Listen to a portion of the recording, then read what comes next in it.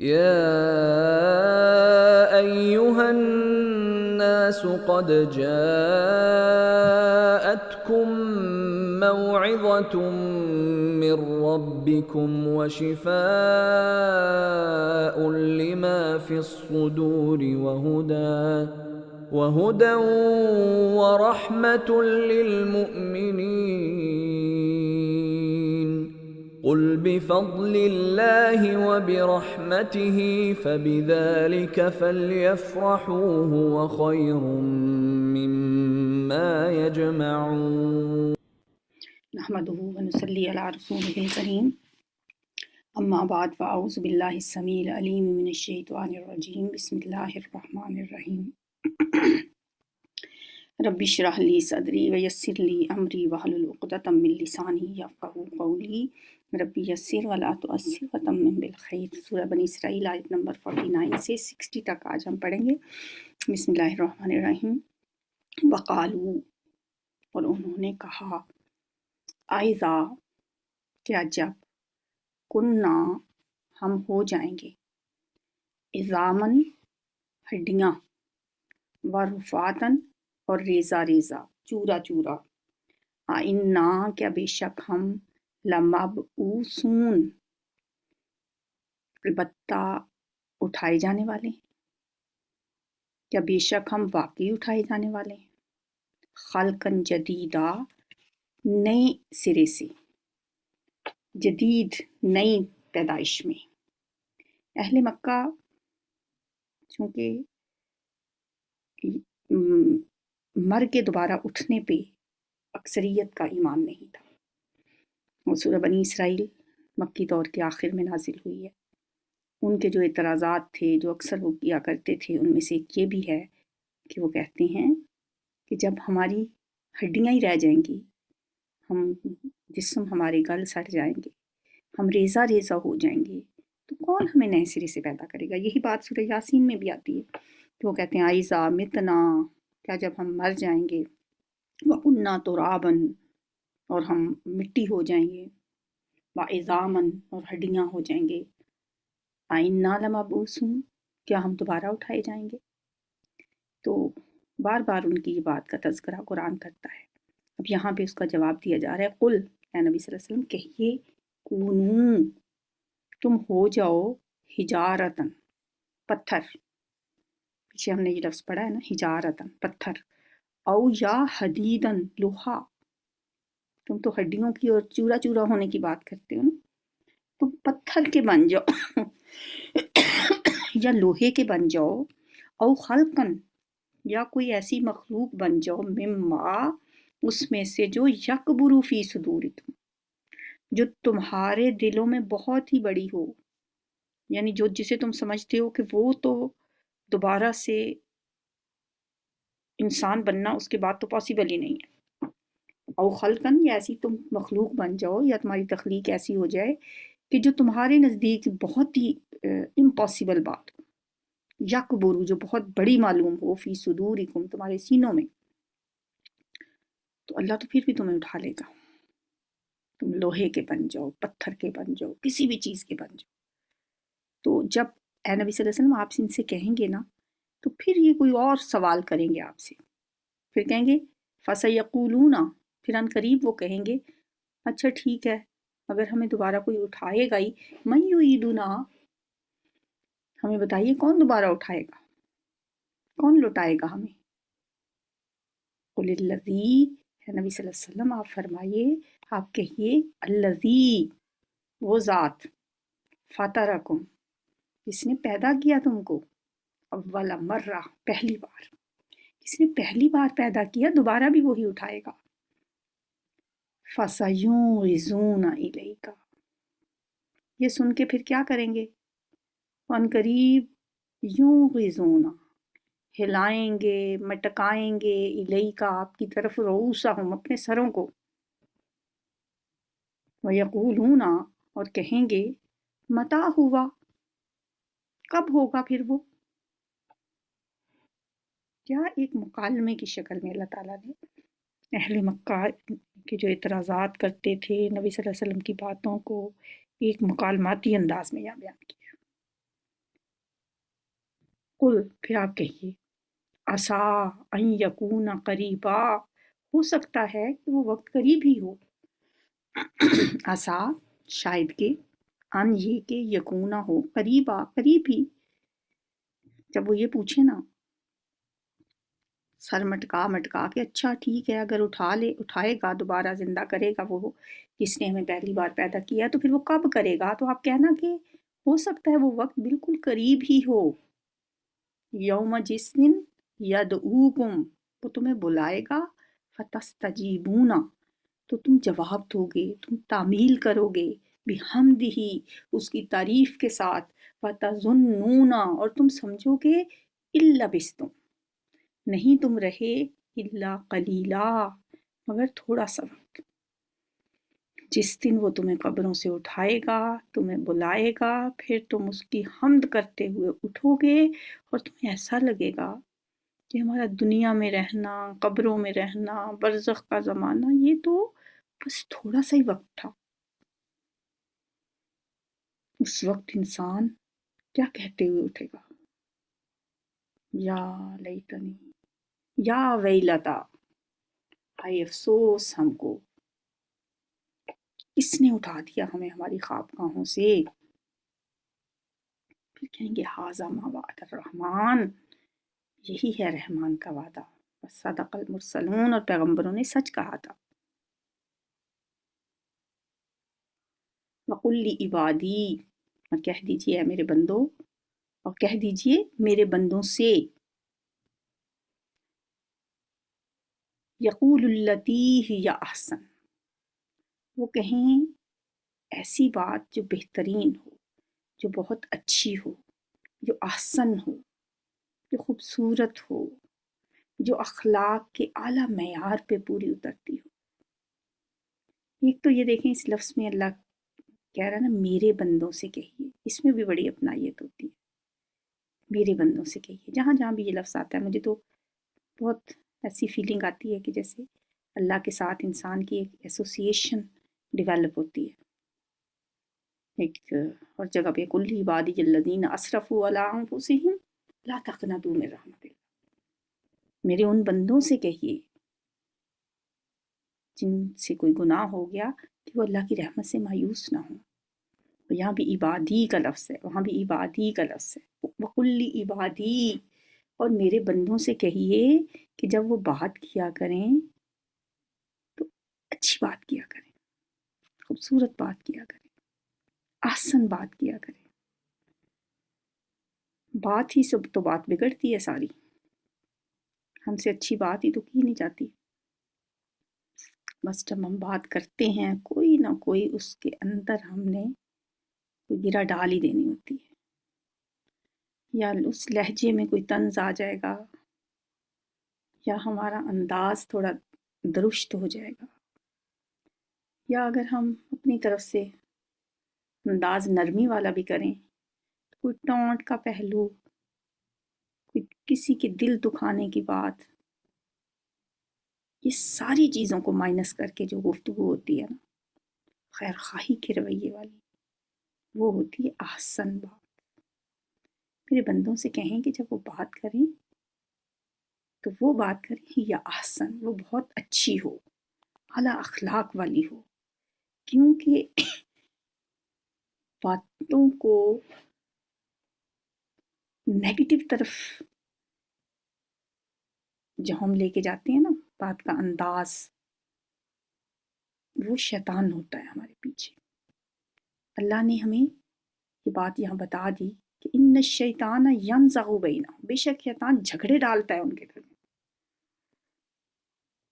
میرے بندوں کو کہہ دو کہ ان کے درمیان جو جھگڑے پیدا ہوتے ہیں وہ شیطان ڈالتا ہے، اس لیے کہ ان الشیطان، بے شک شیطان، کانا ہے، للانسانی، انسان کے لیے، عدو مبین، کھلا دشمن، وہ تمہارا کھلا دشمن ہے، وہ تمہارے اندر جھگڑے پیدا کروانا چاہتا ہے۔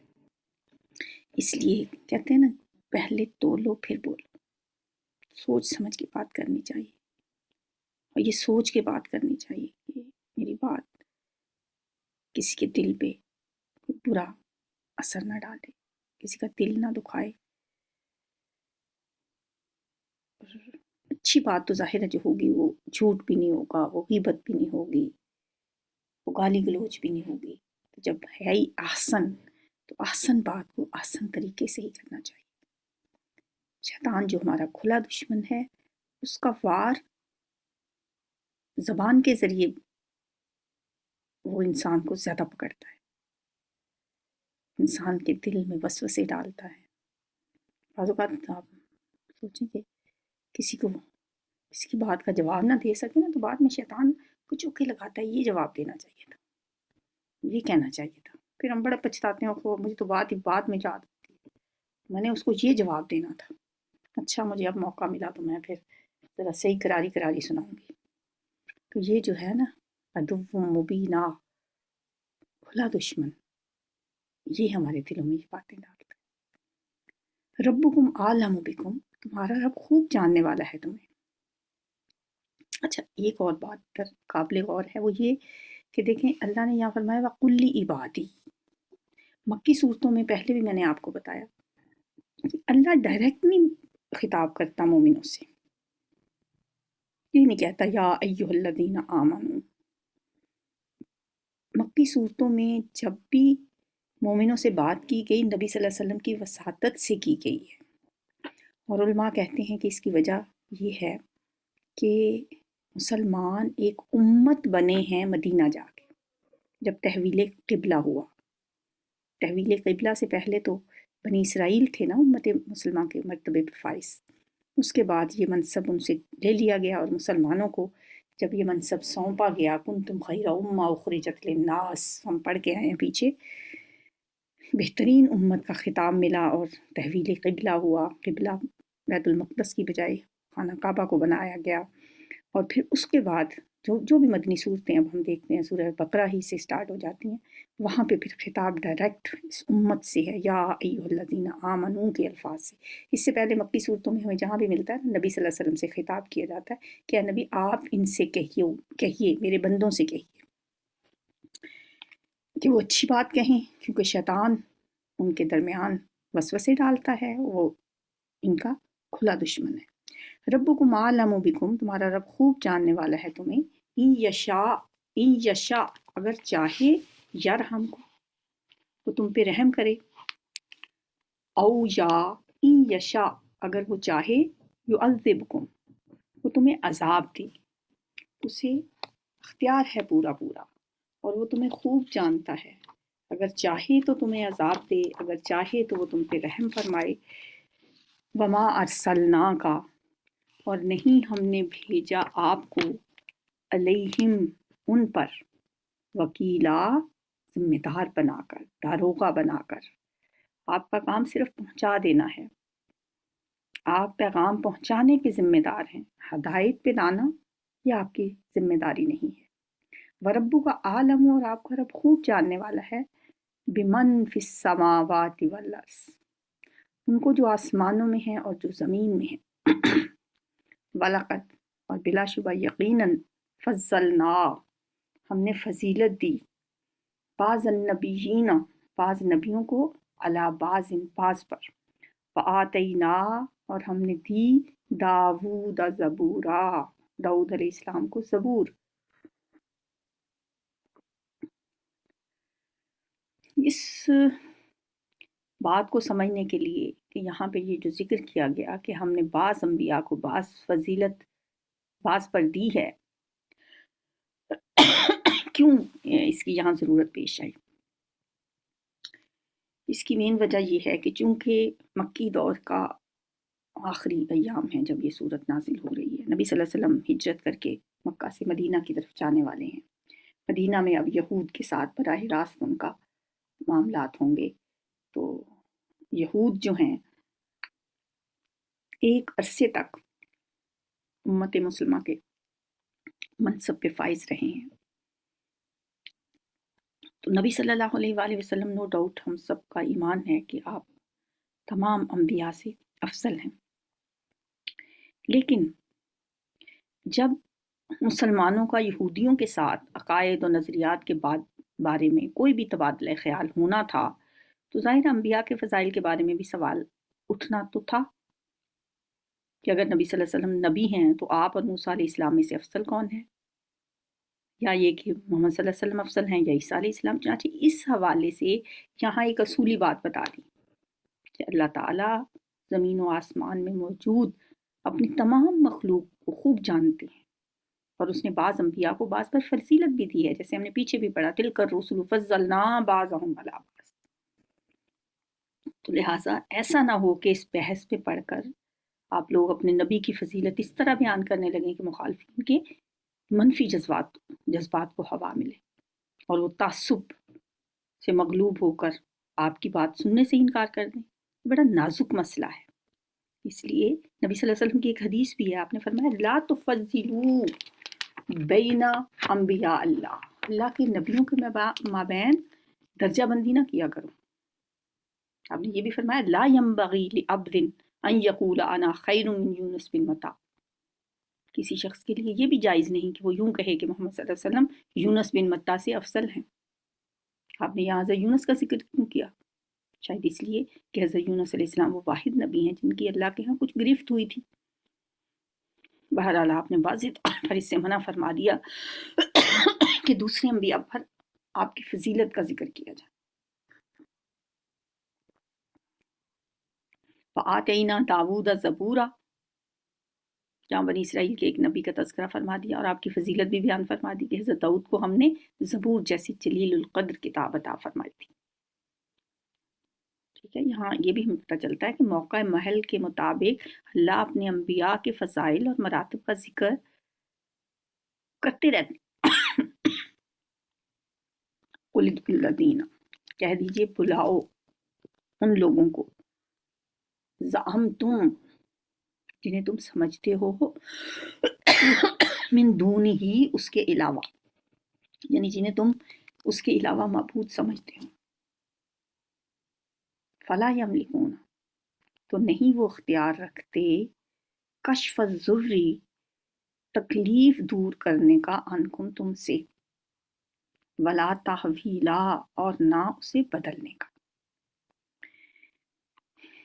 جن ہستیوں کو تم اللہ کو چھوڑ کر پکارتے ہو، جن کو تم بلاتے ہو، جنہیں تم معبود سمجھتے ہو، ان کو بلا کے دیکھ لو، وہ تم سے نہ تو تکلیف دور کر سکتے ہیں اور نہ تمہارے حالات بدلنے کا کوئی ان کے پاس اختیار ہے۔ اولئک الذین، یہ وہ لوگ ہیں جن کو یدعونا، وہ پکارتے ہیں، یعنی مشرک پکارتے ہیں، یبتغون، وہ خود تلاش کرتے ہیں، الی ربہم الوسیلۃ، اپنے رب کی طرف وسیلہ، ایہم اقرب، کون زیادہ قریب ہے۔ وہ تو خود اپنے رب کے قرب کے متلاشی ہیں کہ ان میں سے کون اس کے زیادہ قریب ہے۔ وسیلہ کا جو لفظ ہے نا، یہ قرب کے معنوں میں، اس سے پہلے بھی ہم نے سورہ مائدہ میں بھی پڑھا ہے۔ مطلب یہ ہے کہ جس طرح اس دنیا میں اللہ کے بندے اللہ کے ہاں اپنے درجے بڑھانے کی فکر میں رہتے ہیں، اسی طرح عالم غیب میں بھی اللہ کا تقرب حاصل کرنے کی یہ درجہ بندی موجود ہے۔ وَيَرْجُونَ رَحْمَتَهُ، وہ امید رکھتے ہیں اس کی رحمت کی۔ وہ بزرگ، وہ ہستیاں، دیکھیں جن کو شریک ٹھہرایا جاتا ہے نا، کچھ تو ایسی خیالی چیزیں، پتھر کی مورتیاں ہیں جن کا حقیقت میں کوئی وجود نہیں ہوتا، لیکن ان کے علاوہ ہر زمانے میں لوگ انسانوں کو، نبیوں کو، ولیوں کو، فرشتوں کو بھی اللہ کے اختیارات میں شریک سمجھتے ہیں۔ ایسی ہی شخصیات کے بارے میں یہاں کہا جا رہا ہے کہ وہ چاہے نبی ہوں، رسول ہوں، وہ کوئی بھی ہوں، وہ تو خود عالم امر میں اللہ کی رضا اور اللہ کا تقرب حاصل کرنے کے لیے کوشاں اور اس کے قرب کے متلاشی ہیں۔ تو تم ان سے کیا مدد مانگتے ہو؟ وَيَرْجُونَ رَحْمَتَهُ، اور وہ امیدوار ہیں اس کی رحمت کے، وَيَخَافُونَ عَذَابَهُ، اور وہ ڈرتے رہتے ہیں اس کے عذاب سے۔ إِنَّ عَذَابَ رَبِّكَ كَانَ مَحْذُورًا، بے شک تیرے رب کا عذاب ہے ہی ڈرنے کے لائق، محذورا، ڈرنے کی چیز ہے۔ وَإِن مِّن قَرْيَةٍ، اور نہیں کوئی بستی، الا مگر، نحنو ہم، مہلکوہا ہلاک کرنے والے ہیں اس کو، قبل یوم القیامتی قیامت کے دن سے پہلے، او معذبوہا یا عذاب دینے والے ہیں اس کو، عذاباً شدیدا سخت عذاب۔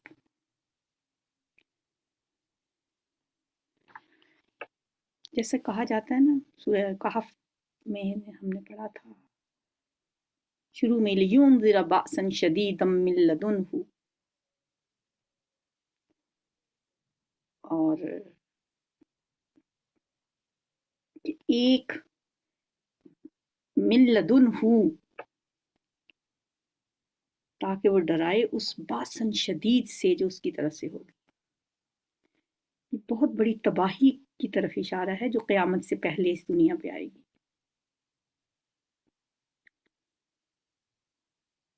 تو اس سورہ کہف کی آیت کو اور اس آیت کو اگر ملا کے پڑھیں تو بات کچھ سمجھ میں آتی ہے۔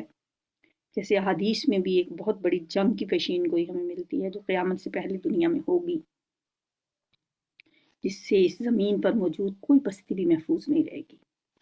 سورہ کہف میں ذرا وضاحت سے اس کا ذکر آئے گا۔ تو قیامت کے نزدیک واقعی اگر کوئی ایسی جنگ چھڑتی ہے تو وہ ایٹمی جنگ ہی ہوگی، ہر وقت اس کا خطرہ منڈلاتا رہتا ہے۔ تو ایٹمی ہتھیاروں کی وجہ سے دنیا میں جو تباہی آئے گی اس کو تصور میں لا کے ذرا دیکھیں کہ واقعی پھر ام من قریۃ الا نحن مہلکوہا قبل یوم القیامہ، کہ کوئی بستی ایسی نہیں ہے کہ جسے ہم قیامت سے پہلے ہلاک نہیں کریں گے یا ہم اسے عذاب دیں گے، شدید عذاب۔ اس سے مراد قیامت کی تباہی اور ہلاکت نہیں ہے، قیامت سے پہلے کی بات ہے۔ اللہ عالم۔ بہرحال حدیث میں بھی اس بارے میں پیشین گوئیاں تو موجود ہیں۔ کان ذالک فی الکتاب مسطورا، یہ سب کچھ کتاب میں لکھا ہوا ہے، یعنی یہ طے شدہ امور میں سے ہے، ایک معین وقت پر یہ سب کچھ ہو کر رہنا ہے۔ کتاب سے یہاں مراد ہے لوح محفوظ۔ وما منعنا، اور نہیں روکا ہمیں، ان نرسلا، کہ ہم بھیجیں، بالآیاتی، نشانیاں یعنی معجزے، الا مگر، ان، اس بات نے، کذب بہا، کہ جھٹلایا ان کو، یعنی ان آیات کو، ان نشانیوں کو، ان معجزات کو، اولون، پہلوں نے۔ کیوں ہم نے معجزے دکھانا بند کیے؟ کہ لوگوں نے معجزے دیکھ کے بھی ماننے کی طرف نہیں آتے تھے، اور جب معجزہ دیکھنے کے بعد اگر کوئی شخص، کوئی قوم، کوئی لوگ پہلے معجزہ طلب کریں پھر نہ مانیں معجزہ دیکھ کے بھی، تو پھر ان پہ تو عذاب کا فیصلہ ثابت ہو جاتا ہے۔ ایک مثال دی اللہ نے، فآتینا ثمود الناقۃ مبصرۃ، اور ہم نے دی سمود کو اونٹنی واضح نشانی کے طور پہ، مبصرہ، فظلموا بہا، انہوں نے ظلم کیا اس پر، وما نرسل، اور نہیں ہم بھیجتے، بالآیاتی، نشانیوں کو، الا تخویفا، مگر ڈرانے کے لیے۔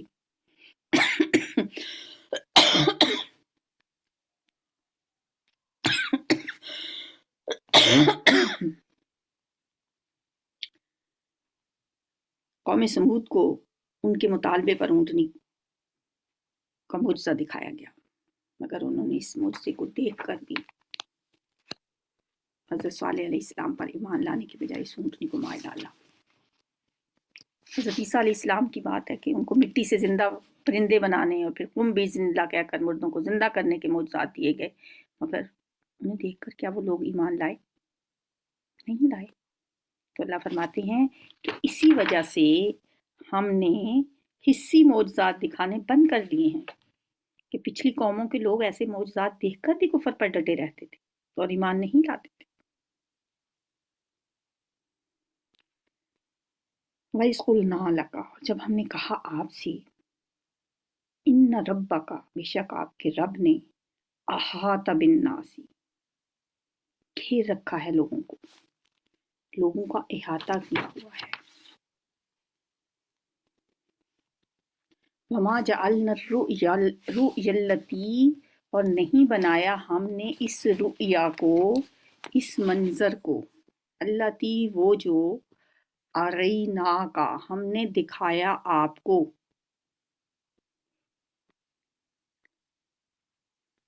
الا مگر، فتنتن ایک آزمائش، ایک فتنہ، للناسی لوگوں کے لیے، والشجرۃ الملعونۃ، اور وہ درخت جو لعنت کیا گیا ہے، فی القرآن، قرآن میں جس درخت پر لعنت کی گئی ہے، اور وہ جو منظر ہم نے آپ کو دکھایا تھا، یہ کس لیے ہیں چیزیں؟ تاکہ لوگوں کے لیے ایک آزمائش ہو، وَنُخَوِّفُهُمْ، اور ہم ڈراتے ہیں انہیں، فما یزیدہم، اور نہیں زیادہ کرتا ان کو یہ جو ڈرانا ہے، الا مگر، طغیانا کبیرا، بڑی سرکشی میں، یعنی ان چیزوں سے وہ قائل ہونے کی بجائے مزید سرکشی میں اور بڑھ جاتے ہیں۔ یہاں پہ جو لفظ ہے نا رؤیا، یہ خواب کے معنوں میں نہیں ہے، بلکہ اس سے بصری رویت مراد ہے، اپنی آنکھوں سے انسان جو کچھ دیکھتا ہے اس پر بھی رویا کا اطلاق ہوتا ہے۔ اللہ نے معراج کی شب نبی صلی اللہ علیہ وسلم کو جو مشاہدات کرائے تھے اور جو نشانیاں دکھائی تھیں، وہ یہ سفر جو تھا نا، یہ 2 حصوں پر مشتمل ہے۔ پہلا جو ہم نے سورت بنی اسرائیل کے آغاز میں پڑھا، سبحان الذی اسریٰ بعبدہ لیلا من المسجد الحرام الی المسجد الاقصی، یہ زمینی سفر تھا، اور دوسرا پھر بیت المقدس سے آسمانوں تک کا۔ تو یہاں پر اسی کا تذکرہ ہے کہ جب ان واقعات کی تفصیل کفار مکہ نے سنی، ان کے لیے یہ واقعہ ایک فتنہ بن گیا۔ نہ صرف انہوں نے اس سے انکار کیا، بلکہ اس کی بنیاد پہ مسلمانوں کو بھی ان کے دین سے ہٹانے کی کوشش کرنے لگے۔ اسی واقعے کو بنیاد بنا کر پورے انہوں نے یہ زور و شور سے یہ پرچار شروع کر دیا کہ نعوذ باللہ نبی صلی اللہ علیہ وسلم پر جنون کے اثرات ہو چکے ہیں۔ ظاہر ہے اس زمانے میں مکہ سے بیت المقدس تک کا سفر کرنے میں 15 دن لگتے تھے، اور یہ دعویٰ ان کے لیے کسی طور بھی قابل قبول نہیں تھا کہ کوئی شخص یہ کہے کہ راتوں رات نہ صرف وہ بیت المقدس سے ہو کر آیا ہے بلکہ آسمانوں کی سیر بھی کر آیا ہے۔ چنانچہ انہوں نے خوب اچھالا اس موضوع کو، بڑھ چڑھ کے بحثیں کی، تو اس طرح یہ بات کفار کے لیے فتنہ بن گئی، بلکہ مسلمانوں کے لیے بھی ایک آزمائش بن گئی۔ جب یہی بات آپ کو پتہ ہے کہ حضرت ابوبکر صدیق سے کی انہوں نے، اور چاہا کہ ان کو بھی لاجواب کریں، تو انہوں نے فوراً جواب دیا کہ اگر واقعی حضور نے ایسا فرمایا تو یقیناً سچ فرمایا ہے، کیونکہ جب میں یہ مانتا ہوں کہ آپ کے پاس آسمانوں سے ہر روز فرشتہ آتا ہے، تو مجھے یہ آپ کا دعویٰ تسلیم کرنے میں کیوں ہچکچاہٹ ہوگی کہ آپ راتوں رات آسمان کی سیر بھی کر آئے۔ اسی وجہ سے ان کو پھر تصدیق کی تھی انہوں نے، ان کا لقب صدیق پڑ گیا، صدیق اکبر کہا جاتا ہے۔ اور دوسری چیز کیا، والشجرۃ الملعونۃ فی القرآن، اس درخت کو بھی جس پر قرآن میں لعنت کی گئی۔ زقوم کے درخت کا ذکر آتا ہے قرآن میں، اس کے بارے میں بتایا گیا کہ اس درخت کی جڑیں جہنم کی تہہ میں ہوں گی، سورہ صافات کی آیت 64 میں آتا ہے، اور وہاں سے یہ جہنم کی آگ میں پروان چڑھے گا۔ تو یہ بات بھی ان کے لیے وہ فتنے سے کم نہیں تھی، بجائے اس کے کہ وہ لوگ اس کی اللہ کی قدرت سمجھ کر اسے مان لیتے، تو مذاق اڑانے لگ گئے کہ آگ کے اندر درخت ہو گئے، آگ میں اب درخت اگانے کی باتیں کر رہے ہیں یہ لوگ۔ اللہ فرماتے ہیں وَنُخَوِّفُهُمْ، ان باتوں سے ہم تو انہیں ڈراتے ہیں، تنبیہ کرتے ہیں، لیکن یہ ڈرانا، یہ تنبیہ کرنا، فما یزیدہم الا طغیانا کبیرا، یہ تو ان کی سرکشی میں مزید اضافہ کرتا ہے۔ ان کی بدبختی ہے کہ اللہ کے یاد سن کر ڈرنے کی بجائے، ایمان لانے کی بجائے وہ مزید سرکش ہو جاتے ہیں، اور ان کی سرکشی ہر روز بڑھتی ہی رہتی ہے۔ فما یزیدہم الا طغیانا کبیرا، بس نہیں زیادہ کرتا انہیں ہمارا ڈرانا مگر بہت بڑی سرکشی میں۔ اللہ تعالیٰ سے دعا ہے کہ وہ ہمیں قرآن سے جوڑے رکھے، اور اسی طرح ہمیں قرآن پڑھنے، پڑھانے اور اس پہ عمل کرنے کی توفیق عطا فرمائے۔ ربنا آتنا فی الدنیا حسنہ وفی الآخرۃ حسنہ وقنا عذاب النار۔ ربنا هب لنا من ازواجنا وذرياتنا قرۃ اعین واجعلنا للمتقین اماما۔ اللهم انا نسألك رضوانك والجنة ونعوذ برحمتك من النار۔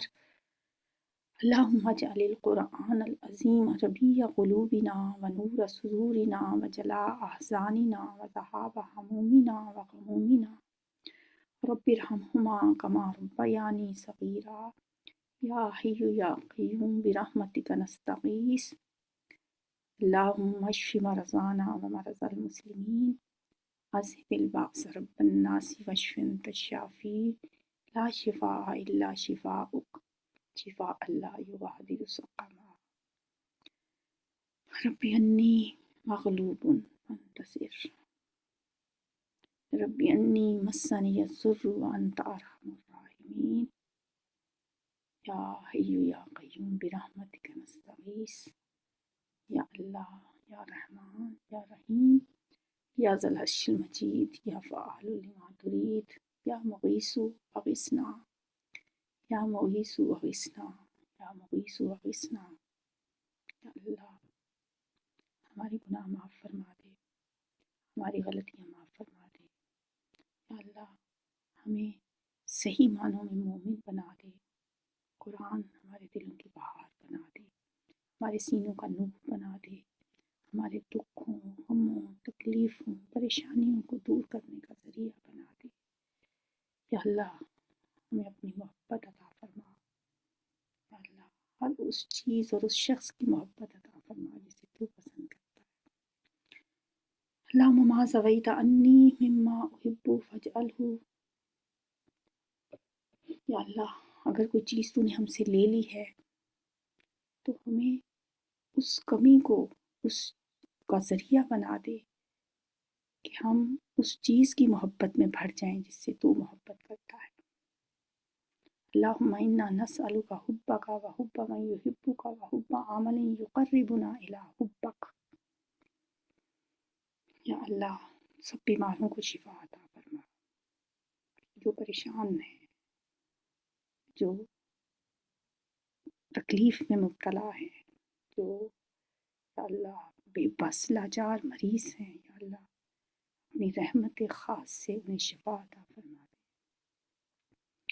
یا اللہ جو ہسپتالوں میں بیمار ہیں، جو گھروں میں بیمار ہیں، جو روحانی بیماریاں ہیں، جو جسمانی بیماریاں ہیں، یا اللہ تو خود فرماتا ہے کہ میرا بندہ کیا کہتا ہے، فَإِذَا مَرِضْتُ فَهُوَ يَشْفِينِ، جب میں بیمار ہوتا ہوں تو وہ مجھے شفا دے دیتا ہے۔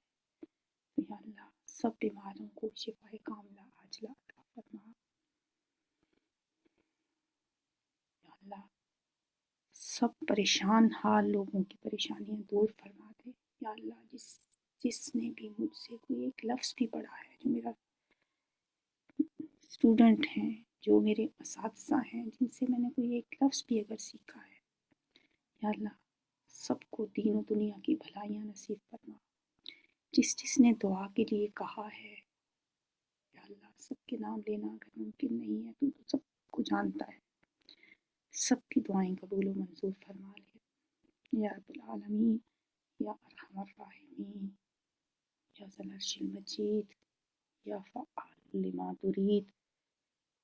جس کے دل میں جو دعا ہے یا اللہ سب کی دعائیں قبول و منظور فرما۔ یا اللہ اپنی رحمت خاص سے، فضل سے، اپنے کرم سے ہمیں یہ توفیق عطا فرما کہ صحت تندرستی کے ساتھ قرآن پاک کی تکمیل کر سکیں۔ اللہ یہ سلسلہ جو ہم نے شروع کیا ہے، تیری مدد کے بغیر ہم اسے پایا تکمیل تک نہیں پہنچا سکتے۔ یا اللہ ہمیں توفیق عطا فرما کہ ہم اسی طرح قرآن کا یہ سفر جاری و ساری رکھیں، اللہ اس میں کوئی رکاوٹ نہ آئے۔ ربنا تقبل منا انک انت السمیع العلیم وتب علینا انک انت التواب الرحیم، وصلی اللہ تعالی علی خیر خلقہ محمد وآلہ وصحبہ وازواجہ وذریتہ اجمعین برحمتک یا ارحم الراحمین، الہی آمین۔ سبحانک اللہم وبحمدک نشہد ان لا الہ الا انت نستغفرک ونتوب الیک۔ تلاوت سنتے ہیں۔ وقالوا أإذا كنا عظاما ورفاتا أإنا لمبعوثون خلقا جديدا قل كونوا حجارة أو حديدا أو خلقا مما يكبر في صدوركم فسيقولون من يعيدنا قل الذي فطركم أول مرة فسينغضون إليك رؤوسهم ويقولون متاه وقل عسى أن يكون قريبا يوم يدعوكم فتستجيبون بحمده وتظنون إن لبثتم إلا قليلا وقل لعبادي يقولوا التي هي أحسن إن الشيطان ينزغ بينهم إن الشيطان كان للإنسان عدوا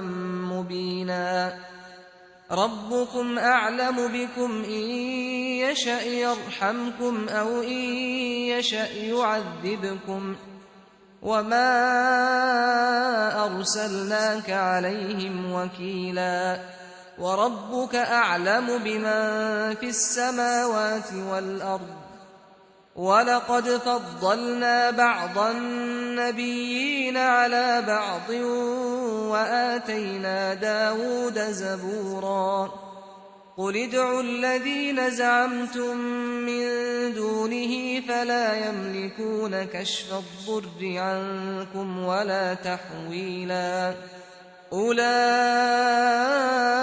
الذين يدعون يبتغون إلى ربهم الوسيلة أيهم أقرب ويرجون رحمته ويخافون عذابه إن عذاب ربك كان محذورا وإن من قرية إلا نحن مهلكوها قبل يوم القيامة أو معذبوها عذابا شديدا كان ذلك في الكتاب مسطورا وما منعنا أن نرسل بالآيات إلا أن كذب بها الأولون وآتينا ثمود الناقة مبصرة فظلموا بها وما نرسل بالآيات إلا تخويفا وإذ قلنا لك إن ربك أحاط بالناس وما جعلنا الرؤيا التي أريناك إلا فتنة للناس والشجرة الملعونة في القرآن ونخوفهم فما يزيدهم إلا طغيانا كبيرا